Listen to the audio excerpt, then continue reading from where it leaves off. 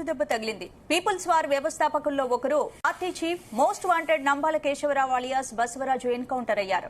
Guerrilla యుద్ధ వ్యూహాలు రచించడంలో దిట్టగా నంబాలకు పేరు. ఛత్తీస్గఢ్ అడవుల్లో జరిగిన భీకర ఎన్కౌంటర్ లో 26 మంది మావోయిస్టులు హతమయ్యారు. శ్రీకాకుళంలో పుట్టి వరంగల్ ఆర్ఈసీ నుంచి అరణ్యంలోకి వెళ్లిన కేశవరావుపై 1.5 కోటి రివార్డుంది. మూడంచెల భద్రతా వ్యవస్థను పోలీసులు ఎలా ఛేదించగలిగారు? మావోయిస్టుల ఉద్యమం బలహీనపడుతుందా? ఆపరేషన్ కగారు ముగిసినట్టేనా? ఇవాల్టి డిబేట్ లో చర్చిద్దాం.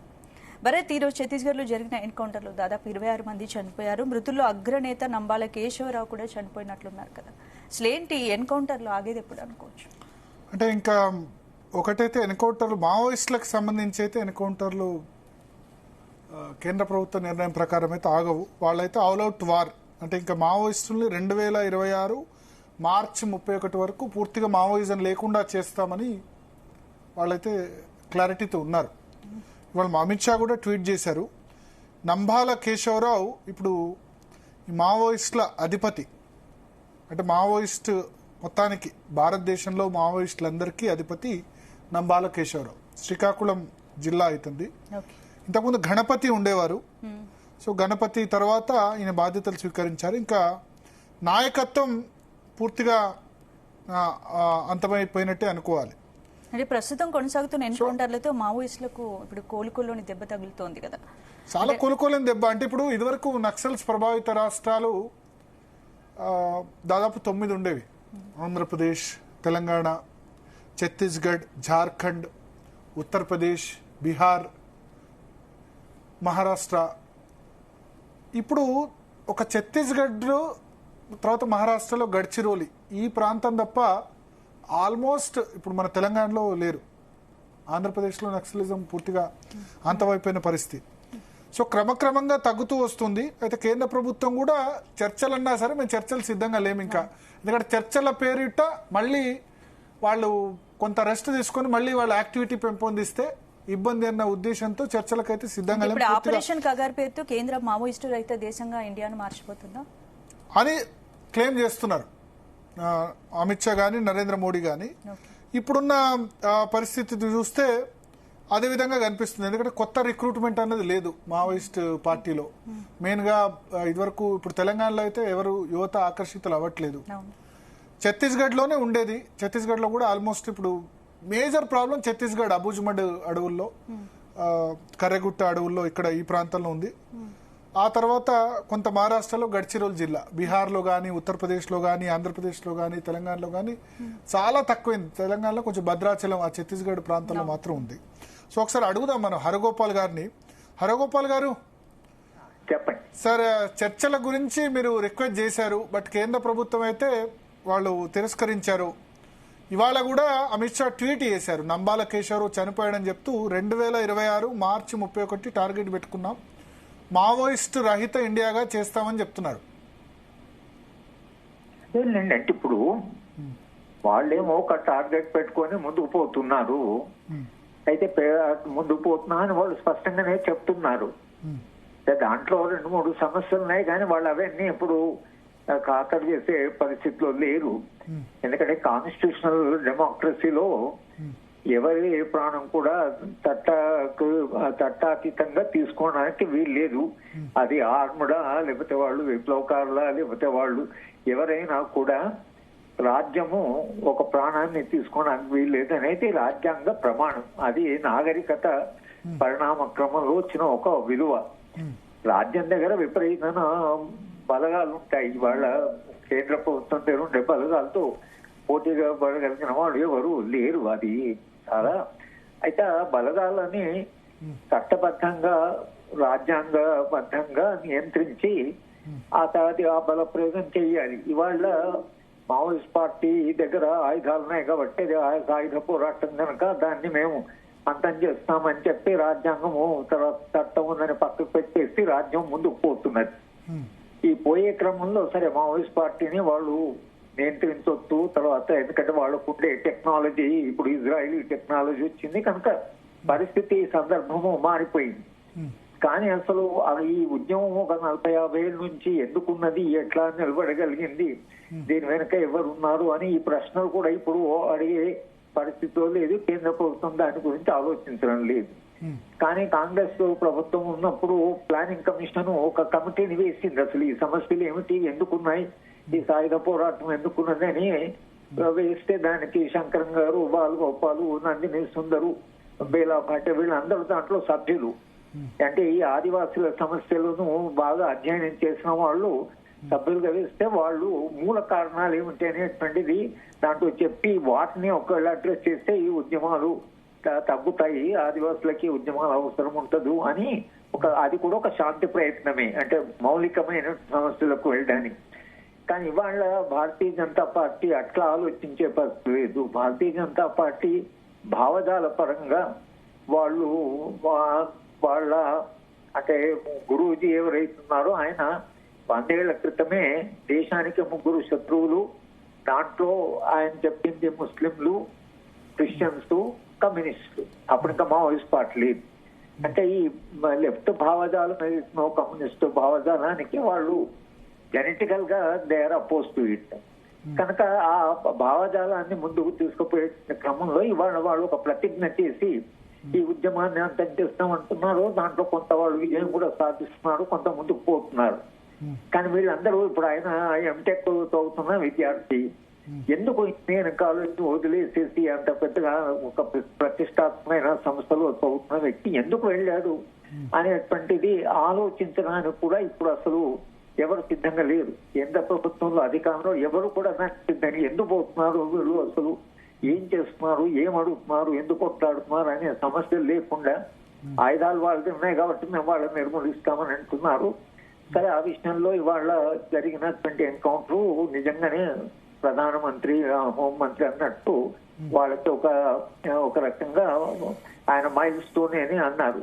సరే కానీ వాళ్ళు ఏ సమస్యలకైతే పోరాడుతున్నారు, ఆదివాసుల హక్కుల కొరకు పోరాడుతున్నారు, అక్కడ ఉండే ఖనిజాలను కాపాడడానికి, ఖనిజాలన్నీ చాలా జాగ్రత్తగా ఉపయోగించాలని పోరాటం వెనక ఉండేటువంటి ఉద్దేశాలు ఏవైతున్నాయో అవైతే ఆ సమస్యలు ఉండిపోతాయి. ఒకవేళ ఈ ఉద్యమం ఒకవేళ ఏ కారణం సార్ ఇప్పుడు ఒకటి వీళ్ళ ఆయుధాలు వదిలి రావచ్చు కదా బయటికి, రాజకీయ పార్టీ వాళ్ళు అన్నారు కదా శాంతి చర్చలకు వస్తామన్నారు కదా, శాంతి చర్చలకు వస్తామన్నప్పుడు లొంగిపోమంటున్నారు. అంటే చర్చల పేరిట మళ్ళీ వాళ్ళు బలం పెంచుకొని, ఇప్పుడు వాళ్ళు వీక్ గా ఉన్నారు, సరౌండ్ అయ్యారు కాబట్టి మళ్ళీ బలం పెంచుకొని మళ్ళీ రిక్రూట్మెంట్ స్టార్ట్ చేస్తే ఇబ్బందే కదా. ఇప్పుడు మావోయిస్టులు కూడా పోలీసులు చంపిన సందర్భం ఉంది ఇదే ఛత్తీస్గఢ్ లో. అంటే ఇప్పుడు నిజంగానే ఇది ఇద్దరి మధ్యన ఒక రకమైన యుద్ధం జరుగుతుంది. ఇది ఇప్పటిది కాదు, ఆదివాసీల పోరాటం ఇప్పటిది కాదు. ఆదివాసీ పోరాటం 200 ఏళ్ళు. బిర్సా ముండా దగ్గర నుంచి మీరు సీతారామరాజు నుంచి కొమరం భీం నుంచి ఈ పోరాటాలు జరుగుతున్నాయి. గతంలో ఎందుకు పోరాటాలు జరిగాయంటారు. ఇప్పుడు సరే ఈ పోరాటంలో ఆయుధాలున్నాయి మీరు మళ్ళీ అనొచ్చు, కానీ గతంలో ఇంతకాలంగా ఆదివాసులు దేని కొరకు పోరాటం చేస్తున్నారు? ఆదివాసుల పోరాటం కదా భారత రాజ్యాంగంలో షెడ్యూల్ 5 వచ్చింది. షెడ్యూల్ 5 ప్రకారము రాజ్యము ఆదివాసుల అనుమతి లేకుండా అసలు ఆదివాసీ ప్రాంతాలు పోవడానికి లేదు కదా, ఆదివాసుల అనుమతి కావాలి కదా. మీరు అదంటే మళ్ళీ ఫారెస్ట్ రైట్స్ యాక్ట్ వచ్చింది, పీసా వచ్చింది. పీసా ప్రకారము లోకల్ గ్రామ పంచాయతీ పర్మిషన్ తీసుకోము. ఇవాళ ఏమంటున్నారు, మేము కార్పొరేట్లకి ఖనిజాలు అప్పచెప్పాలి, ఖనిజాలు అప్పచెప్పాలని మీరు నిర్ణయిస్తే చట్టం ప్రకారం అయితే ఆదివాసులను అడగాలి కదా. కనుక ఈ ఖనిజాలని కార్పొరేట్ శక్తులకు అప్పగించాలి అయినటువంటి తొందర, దేశం సంపద పెరగాలి, తర్వాత మన జీడిపి పెరగాలి, దేశంలో ప్రపంచంలో అత్యంతమైనటువంటి సంపన్న దేశంగా 2000 ఇవన్నీ ఏవైతున్నాయో ఇవన్నీ సరే ఇదొక విజన్ అనుకోండి, అంటే అభివృద్ధి అంటే ఇదొక అభివృద్ధి. కానీ రాజ్యాంగంలో రాసిన అభివృద్ధి సమానత్వము, తర్వాత సంపద పంపిణీ, తర్వాత అందరికి అవకాశాలు, తర్వాత భద్రత, ఇవన్నీ మనం రాజ్యాంగంలో రాసుకున్నాం కదా. రాజ్యాంగంలో రాసుకున్నటువంటి సమాజం ఏమైంది? ఇవాళ అధికారంలో ఉండేటువంటి వాళ్ళు ఎలాంటి సమాజం? సరే మీరు ఖనిజాలు తవ్వుతారు, సంపద పెరుగుతుంది. సంపద పెరిగిన తర్వాత సమాజంలో సంపద ఉంటే అందరూ సుఖంగా జీవిస్తారా? అమెరికా ఎలా ఉంది, ఎంత అస్తవ్యస్తంగా ఉంది. సంపద పెరగడమే కాదు కదా, భారత రాజ్యాంగంలో రాసింది సంపద పంపిణీ ఒకటి. ఆదివాసులకు హక్కులు ఉన్నాయి, ఆదివాసులకు రాజ్యాంగం హక్కులు ఇచ్చింది. ఆ హక్కుల ప్రకారము మీరు వీళ్ళని ఎలిమినేట్ చేసి రేపు కార్పొరేట్ శక్తులు విపరీతంగా వెళ్ళి అక్కడ ఖనిజాలు తవ్వడం మొదలుపెట్టిన తర్వాత ఆదివాసుల జీవితం అస్తవ్యస్తం అయిపోతే, మీరు ఆ దిశగా పోతే అది ఎట్లా అభివృద్ధి అవుతుందనే ప్రశ్న వస్తుంది సార్ కదా. ఇప్పుడు మన దగ్గర కూడా సార్ కరీంనగర్, ఆదిలాబాద్, నిజామాబాద్ లో చాలా ప్రాబ్లం ఉండేది. ఇప్పుడు నేను నక్సల్స్ ప్రభావిత ప్రాంతం నుంచి వచ్చాను. నక్సల్స్ ఉన్నప్పుడు డెవలప్మెంట్ లేదు సార్ మా దగ్గర పూర్తిగా. ఇవాళ ఉమ్మడి కరీంనగర్ జిల్లా నక్సల్స్ ప్రభావం పోయిన తర్వాత హైయెస్ట్ వరి పంట. అప్పుడు దుబాయ్, బొంబాయి, బొగ్గుబాయి ఉండే. ఇప్పుడు చదువుకొని ప్రతి ఒక్కళ్ళు సాఫ్ట్వేర్ ఇంజనీర్ అయ్యారు, అమెరికా పోతున్నారు. అది మావోయిస్ట్ ప్రభావిత ప్రాంతంగా ఉన్నంత కాలం చాలా రోడ్ నెట్వర్క్ లేదు, కమ్యూనికేషన్ నెట్వర్క్ లేదు, ఇన్ఫ్రాస్ట్రక్చర్ లేదు. డెవలప్మెంట్ జరిగింది ఉమ్మడి కరీంనగర్ లేకపోతే ఉమ్మడి ఆదిలాబాద్ జిల్లా. సో ఛత్తీస్గఢ్ లో కూడా ప్రాంతం కూడా మావోయిస్ట్ ప్రభావం పోయిన తర్వాత అక్కడ ప్రజలు కూడా ఇప్పుడు మీరు మావోయిస్ట్ ప్రాంతాలు కరీంనగర్, నిజామాబాదు, ఆదిలాబాదు లేదా ఇప్పుడు ఇవేవైతున్నాయో వరంగల్, ఇవి మావోయిస్టు ప్రభావం ఉన్న ప్రాంతాలు. మావోయిస్టు ప్రభావం లేనట్టు మహబూబ్ నగర్, రంగారెడ్డి, మెదక్ ఈ జిల్లాలు ఎందుకు వెనుకబడి ఉన్నాయంటారు? ఇక్కడైతే మావోయిస్టు ఉద్యమం లేదు కదా. మహబూబ్ నగర్ జిల్లా ఎందుకు అంత వెనుకబడి ఉంది? కరీంనగర్ జిల్లాలో అంత పెద్ద ఉద్యమం కరీంనగర్ వల్ల మీరు అభివృద్ధి చెందింది అంటున్నారు. మరి మావోయిస్టు లేని ప్రాంతంలో అయితే అభివృద్ధి రావాలి కదా. ఎందుకని కరీంనగర్ కన్నా ముందే మహబూబ్ నగర్ అభివృద్ధి రావాలి కదా. ఆ ఉద్యమాల వలన, ఉద్యమ ప్రభావాల వలన కూడా ప్రభుత్వాలు చాలా జాగ్రత్త తీసుకొని అక్కడ అభివృద్ధి చేస్తే తప్పించి ఈ ఉద్యమాలు అంటే వెనకబడం అనే దాంట్లో ప్రత్యేకంగా ఈ జిల్లాల మీద కాన్సన్ట్రేట్ చేశారు. తర్వాత జిల్లాలో మార్పు వచ్చింది, కొంత భూమి పంపిణీలో మార్పు వచ్చింది, కాబట్టి ఉద్యమాలు తగ్గాయి. అంటే సమస్యలను పరిష్కరించినప్పుడు మీరు కరీంనగర్ ఏవైతే ఎగ్జాంపుల్ ఇచ్చారో అక్కడ కేవలము మావోయిస్టులు పోవడం వల్ల అభివృద్ధి కాదు. మావోయిస్టులు ఉండి మావోయిస్టులు గ్రాడ్యువల్ గా క్రమక్రమంగా కరీంనగర్ లో వచ్చిన అభివృద్ధి వలన మీరు చెప్పినట్లు యూత్ గానీ లేకపోతే కరీంనగర్ లో ఉండేటువంటి వాళ్లకు అభివృద్ధి కనిపిస్తున్నాడు. కొందరు విదేశాలకు పోతున్నారు. అదే మహబూబ్నగర్ జిల్లాలో అసలు అక్కడ విద్య లేదు, అక్కడ యూనివర్సిటీ ఉంది, దానికి 8 కోట్లు ఇచ్చారు. కరీంనగర్ యూనివర్సిటీ ట్రీట్ చేయడానికి రాదు కదా. కనుక నేను అనుకుంటే ఇవాళ ప్రజల చైతన్యం ఏదైతుందో, చైతన్య స్థాయి ఎక్కడైతే పెరుగుతుందో ఆ చైతన్య స్థాయి పెరిగినప్పుడు మావోయిస్ట్ ఉద్యమం కూడా తగ్గింది కదా. మావోయిస్ట్ ఉద్యమము తగ్గడానికి కారణము రాజ్యము దాన్ని ఎదుర్కొనే పద్ధతే కాకుండా కొంత అభివృద్ధిని తీసుకురావడం వల్ల జరిగింది. కానీ ఇప్పుడు ఛత్తీస్గఢ్, కరీంనగర్, వరంగల్ ఏమో ఇక్కడ మైనింగ్ ఈ ప్రాబ్లం లేదండి. ఆదివాసీ ప్రాంతాల్లో ఇవాళ ఛత్తీస్గఢ్ లో మీకు విపరీతమైన ఖనిజ సంపద ఉంది. ఈ మధ్య 200 హెక్టార్లో బంగారు గనులు కూడా ఉన్నాయని అంటున్నారు. ఇప్పుడు మీరు ఆ గనులను తవ్వడానికి మీరు ఎంత తొందరపడుతున్నారు, కానీ ఆ ప్రాసెస్ లో మీరు నిజంగానే శాంతి చర్చలు జరిపి వాళ్ళు మీరు గనుల పాలసీ ఏమిటి, ఖనిజాల మీరు ఏం చేస్తారు, ఆదివాసీ హక్కులు కాపాడతారా అనే చర్చ జరిపితే కరీంనగర్, వరంగల్ లాగానే ఒకవేళ నిజమైన అభివృద్ధి జరిగితే ఈ ఉద్యమాలు అంతగా తగ్గేవి. కానీ మీరు కేవలము మేము ఎలిమినేట్ చేస్తామనేటువంటి ఈ ఒక్క మార్గం ఏదైతుందో ఈ మార్గమును మీరు ఎత్తుకున్నారు. కానీ ఒకటి సార్, శాంతి చర్చలకు వచ్చుంటే కేంద్ర ప్రభుత్వం యాక్సెప్ట్ చేస్తుంటే వీళ్ళు పూర్తిగా ఆయుధాలు వదిలేసి జనజీవన స్రవంతిలో కలిసిపోయే ఆయుధాలు వదిలే ఇప్పుడు మీరు ఆయుధాలు వదిలేయడం మంది శాంతి చర్చలో భాగం కావచ్చండి. కానీ ఆయుధాలు వదిలేక శాంతి చర్చలు ఏముంది, వచ్చి వాళ్ళు కలిసిపోవడం కదా. శాంతి చర్చలు ఎందుకు జరుగుతాయంటే వాళ్ళు ఒకవేళ శాంతి చర్చలు జరిగి ఉంటే, ఇప్పుడు మనకు తెలంగాణలో కూడా శాంతి చర్చలు జరిగాయి కదా. శాంతి చర్చలు జరిగిన తర్వాత వాళ్ళు ఏమో బలపడలేదు కదా. శాంతి చర్చలు నక్సల్స్ వైపు నుంచి కూడా చాలా మంది పోలీసులు ప్రాణాలు కోల్పోయారు నక్సల్స్ హింసలో. అది ప్రాణం. ఇప్పుడు ఒక పోరాటం జరుగుతున్నప్పుడు ప్రాణ నష్టం 2 వైపు జరుగుతుంది. మేము పౌరాకుల్లో ప్రాణ నష్టం లేకుండానే శాంతి చర్చలు ఇక్కడ జరిగాయి. దానికి ప్రధాన కారణం శంకరం గారు, పొత్తూరు వెంకటేశ్వరరావు గారు, కన్నబ్రహ్మ గారు, తర్వాత తారకం గారు, మేము జయశంకర్ గారు, మన కోదండరామ్ అందరం కలిసి మీరు ఆ శాంతి చర్చల కరెస్పాండెన్స్ చదవండి. ఆ మొత్తం కరెస్పాండెన్స్ చెప్పిందంటే ప్రాణ నష్టం అనేది ఇరువైపుల నుంచే ఆగాలి. ఇది concern of the concern citizens. ఇవాళ కూడా జాతీయ స్థాయిలో కానీ ఇక్కడ రాష్ట్ర స్థాయిలో కానీ ఇప్పుడు ఆయన చంద్రకుమార్ గారు నిరంతరంగా మాట్లాడుతున్న ఏంటంటే ప్రాణ నష్టం ఎటువైపు నుంచి జరగకూడదు. ఈ ప్రాణ నష్టం జరగకుండా ఏం చేయాలనే దాంట్లో 10 సంవత్సరాలు మేము ప్రయత్నం చేస్తే శాంతి చర్చలు జరిగాయి. కనుక అంటే చరిత్రలో చాలా అవకాశం, ఒకటేమో అణచివేయడం, రెండవది వేరే మార్గాలు ఏమన్నా ఉంటే ఆ మార్గాలను ఉపయోగించడం. శాంతి చర్చలు ఒక ప్రయోగం చేస్తే ఏం జరిగేది అంటే ఒక ప్రయత్నం జరిగితే ఒకళ్ళు ఫెయిల్ అయింది అనుకోండి, ఫెయిల్ అయిన తర్వాత సమాజం కూడా కన్విన్స్ అయిపోయేది వాళ్ళు వినలేదు వీళ్ళు వినడం లేదని.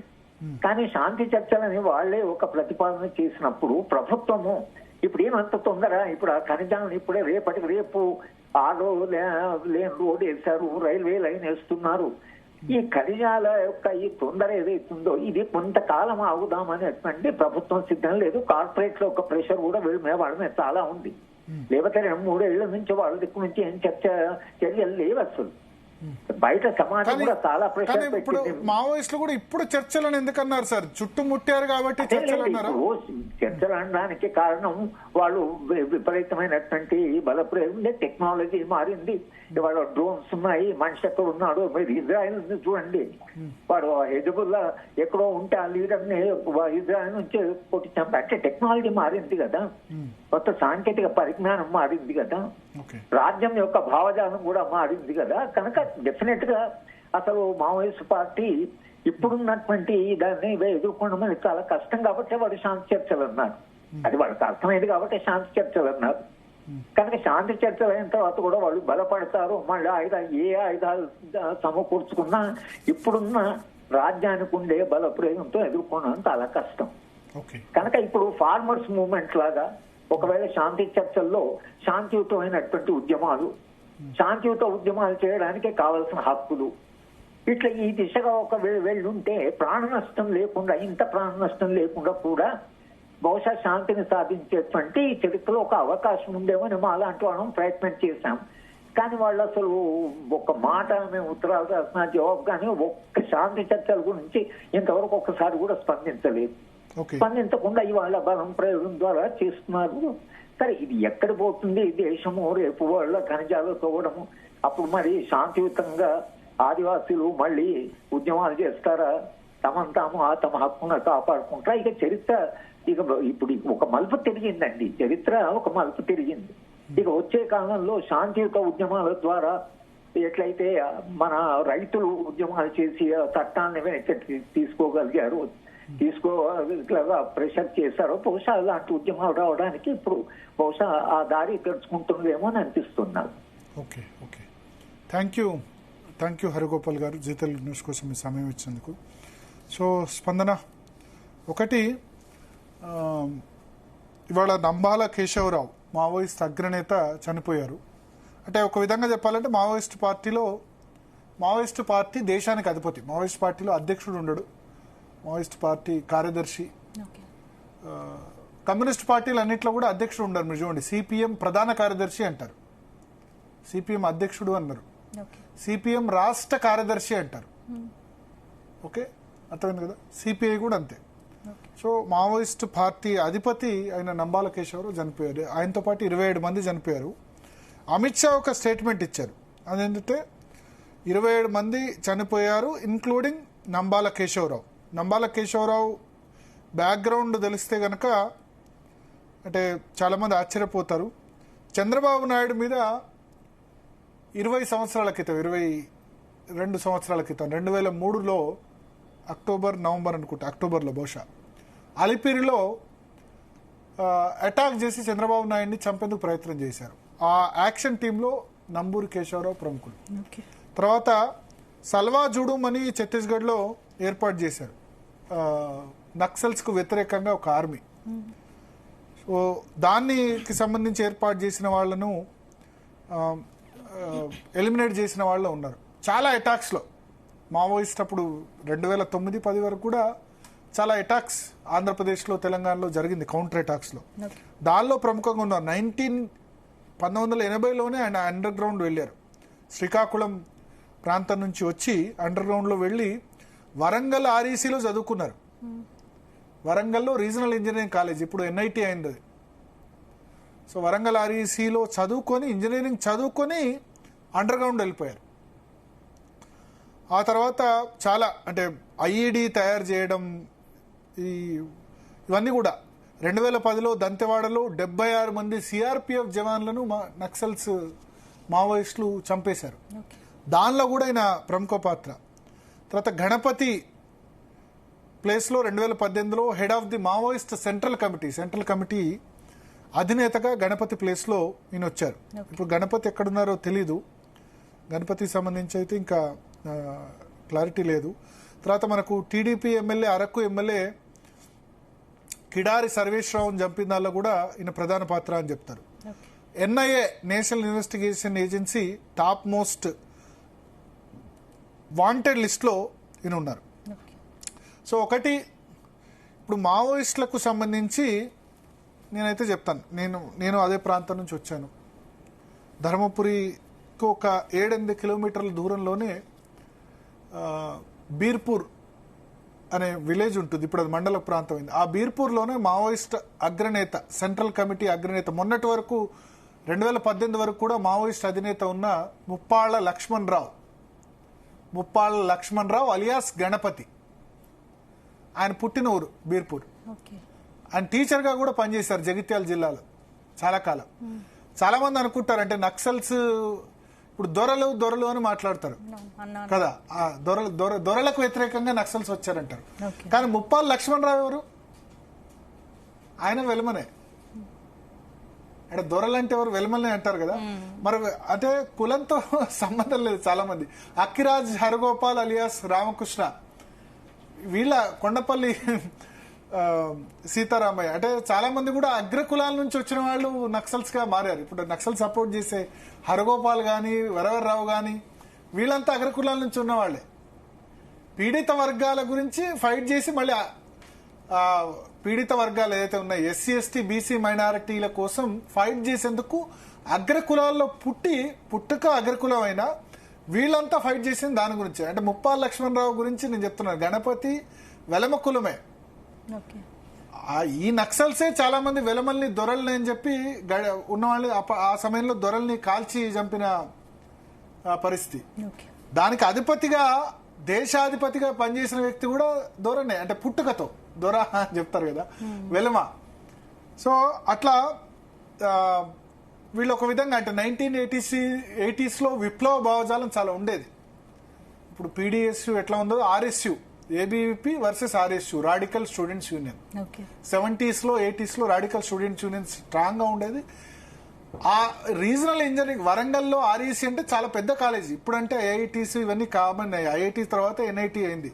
సో వరంగల్ ఆర్ఈసీలో చదువుకున్న వాళ్ళు ఇంజనీరింగ్, అప్పట్లో ఇంజనీరింగ్ అంటే ఎంత, రాష్ట్రంలో ఒక 100-150 సీట్లు కూడా ఉండేవి కాదు. ఇంజనీరింగ్ చదవడం అంటే చాలా పెద్ద. 1980s ఇంజనీరింగ్ చదివిన వాళ్ళంతా కూడా ఇప్పుడు ప్రముఖ మొత్తం అన్ని కంపెనీలు ఏలుతున్నారు. అటువంటి బ్యాక్గ్రౌండ్ లో చదువుకున్న వాళ్ళు కూడా నక్సల్స్ భావజాలం పట్ల ఆకర్షితులై వాళ్ళంతా కూడా అండర్ గ్రౌండ్ లోకి వెళ్ళిపోయారు. చాలా మంది ఉన్నత విద్యావంతులు. ముప్పాళ్ళ లక్ష్మణరావు అలియాస్ గణపతి టీచర్ గా పనిచేశారు. ఆయన భార్య కుమారుణ్ణి వాళ్ళు వదిలేసి ఉద్యమంలోకి వెళ్ళారు. కానీ అల్టిమేట్ గా సాధించింది ఏంది? రాజ్యాధికారం వచ్చిందా? నక్సల్స్ కి వచ్చిందా? మావోయిస్టులకు రాజ్యాధికారం వచ్చిందా? అరవింద్ కేజ్రీవాల్కి వచ్చింది రాజ్యాధికారం కదా, ఢిల్లీలో పోటీ చేసి వచ్చింది కదా. కేసీఆర్కి వచ్చింది. ఆయన ముప్పాళ్ళ లక్ష్మణరావు వెలమనే, కేసీఆర్ వెలమనే కదా. మరి కేసీఆర్ తెలంగాణ రాష్ట్రం అని చెప్పి ప్రజాస్వామిక పందాలు పోతే తెలంగాణ రాష్ట్రం సాధించారు, ముఖ్యమంత్రి కూడా అయినారు కదా. మరి ఇక్కడ ఎట్లా సాధ్యం? అంటే నక్సల్స్ భావజాలం తప్పు కాదు. నక్సల్స్ ఎంచుకున్న పద్ధతి, మేము ఆయుధం ద్వారా, తుపాకీ గొట్టం ద్వారా రాజ్యాధికారం సాధిస్తామని ఏదైతే అన్నారో అది క్రమక్రమంగా బలహీనపడుతూ వచ్చింది. అయితే మీకు నక్సల్స్ ఉద్యమానికి 2005, 3, 4 వరకు కూడా సపోర్ట్ ఉండేది. కానీ రాను అభివృద్ధి రుచి తెలిసిన తర్వాత, నేను ఇప్పుడు చెప్పినట్టు ఉమ్మడి కరీంనగర్, ఆదిలాబాద్, ఈ నిజామాబాద్ జిల్లాలో అటవీ ప్రాంతం కానీ మంతని, మహబూబ్పూర్ ఇవన్నీ కూడా ఒక విధంగా నక్సల్స్ పోలీస్ మధ్య నలిగిపోయినాయి.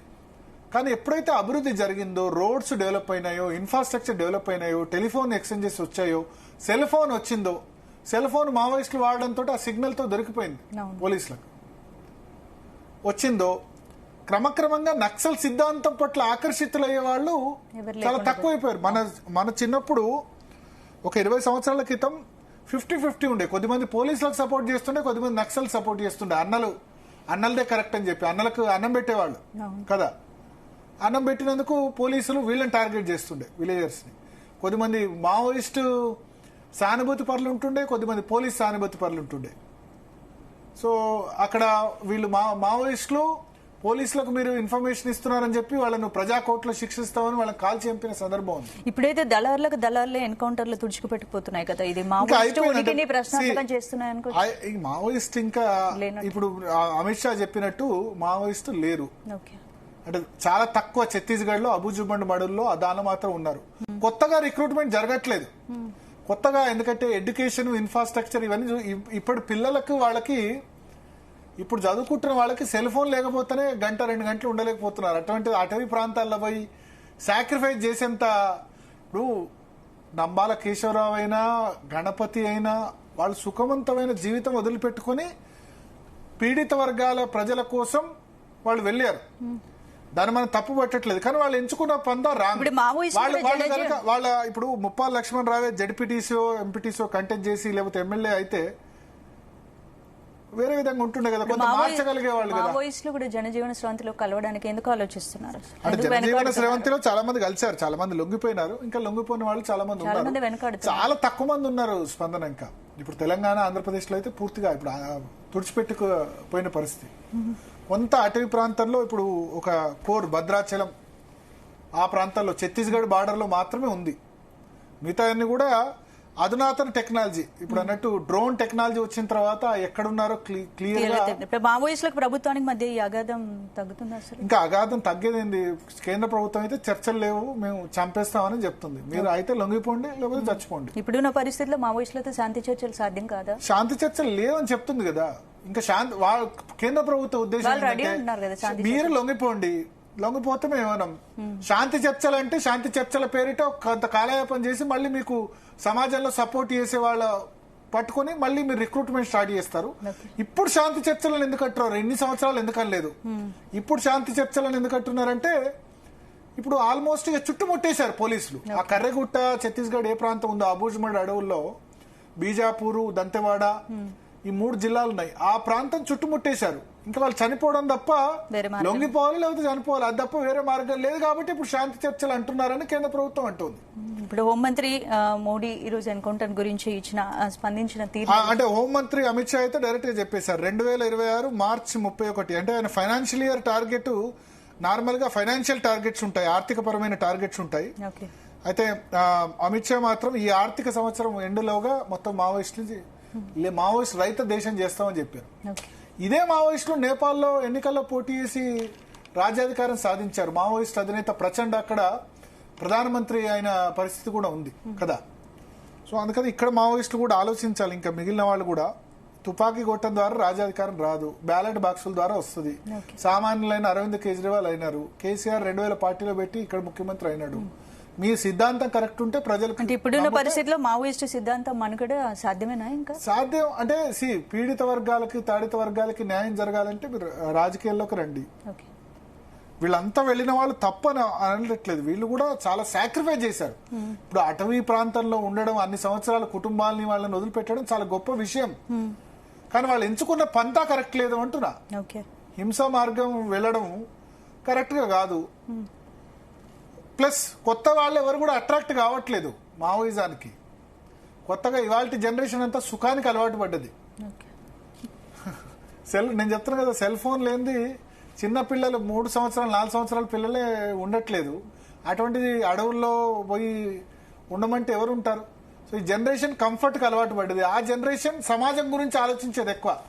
ఇప్పుడు ముప్పాళ్ళ లక్ష్మణరావు ఆయన సామాజిక వర్గం అగ్రకులం అయినా నా బలైన వర్గాలకు అన్యాయం జరుగుతుంది, ఆదివాసీలకు అన్యాయం జరుగుతుంది, గిరిజనులకు అన్యాయం. ఇవాళ మనుషులు ఏంటంటే ఎవరి గురించి వాళ్ళు ఆలోచించుకుంటున్నారు, స్వార్థం ఎక్కువైపోయింది సమాజంలో. సో కొత్తగా వాళ్ళకి బలం కరువు అవుతుంది, కొత్తగా రిక్రూట్మెంట్ జరగట్లేదు, కొత్తగా మావోయిస్టులో జాయిన్ అయ్యేందుకు ఎవరు ముందుకు రావట్లేదు, ఉన్న వాళ్ళే మిగిలిపోతున్నారు. వాళ్ళని కూడా భద్రతా బలగాలు అధునాతన టెక్నాలజీ వచ్చాయి, డ్రోన్స్ తో స్పాట్ చేసి చంపేస్తున్నారు. ఇంతకుముందు ఎదురెదురుగా ఫైర్ చేసుకుంటే ఇటు కొద్ది మంది చనిపోయేవాళ్ళు, అటు కొద్ది మంది చనిపోయేవాళ్ళు, మందు పాత్రలు పెట్టేవాళ్ళు, అవన్నీ కూడా ఎలిమినేట్ అయిపోయాయి. సో అది అంటే ఈ మొత్తానికి కేంద్ర ప్రభుత్వం అయితే చాలా స్ట్రిక్ట్ గా ఉంది. వీళ్ళైతే పూర్తిగా మావోయిస్టులను అయితే ఇంకా కంప్లీట్ గా ఎలిమినేట్ చేసే ప్రాసెస్ లోనే ఉన్నారని చెప్పొచ్చు. Right, thank you Bharat. ఇక